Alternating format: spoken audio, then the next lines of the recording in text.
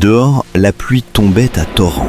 Un homme n'avait nulle part où aller au milieu de la tempête, alors il n'eut d'autre choix que de frapper à la porte d'une maison pour demander un endroit où passer la nuit. Celle qui ouvrit la porte était une femme. Elle hésita un instant, puis lui adressa un sourire doux et paisible avant d'ouvrir doucement la porte. Cette nuit-là, il faisait particulièrement froid. La pluie tombait violemment dehors et le vent était glacial. Couvert de boue et déjà trempé jusqu'aux os, l'homme entra dans la petite maison modeste mais chaleureuse de la femme. D'une voix basse, il commença à raconter ce qui lui était arrivé. « Ma voiture s'est enlisée dans la boue. J'étais en route pour une réunion annoncée à la dernière minute, mais je me suis perdu au milieu de cette tempête. » La femme ne dit pas grand-chose. Elle lui tendit simplement une tasse de café bien chaud. C'était simple, mais rempli d'une chaleur impossible à décrire. Alors que l'homme tenait la tasse entre ses mains pour se réchauffer, il vit une scène qu'il n'oublierait jamais de sa vie. La femme était agenouillée près d'un berceau, priant Dieu de toutes ses forces. Sa voix tremblait,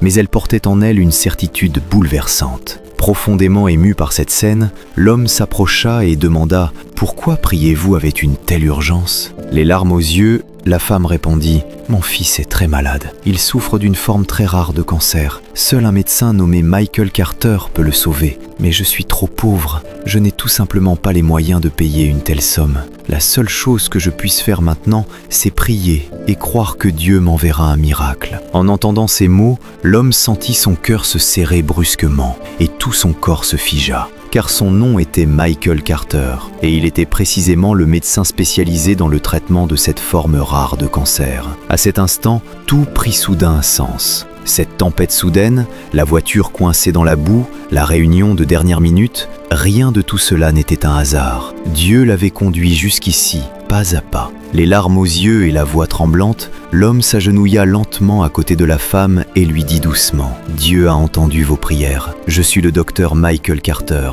et je vais sauver votre fils. » En entendant ces mots, la femme ne put plus retenir ses émotions et fondit en larmes. En pleurant, elle remercia Dieu à haute voix. Et les yeux de Michael Carter se remplirent eux aussi de larmes, car il savait qu'à cet instant précis, sa vie venait soudain de trouver un sens nouveau. Là, dans cette petite maison modeste, au milieu de cette tempête qui semblait n'apporter que du désespoir, Dieu leur montra quelque chose. Très souvent, lorsque tu crois qu'il est déjà trop tard, c'est précisément à ce moment-là que le miracle est le plus proche de toi. Alors, ne sois plus anxieux à cause de tout ce qui est devant toi. Apprends à t'apaiser et apprends aussi à être reconnaissant. Remercie pour les réponses arrivées tard et aussi pour les retrouvailles qui étaient écrites d'avance. Car tout ce qui t'appartient vraiment a toujours été entre les mains de Dieu. Cela n'a pas disparu. Cela attend simplement le bon moment pour se révéler à toi. Continue d'avancer avec foi. Le chaos que tu ne comprends pas aujourd'hui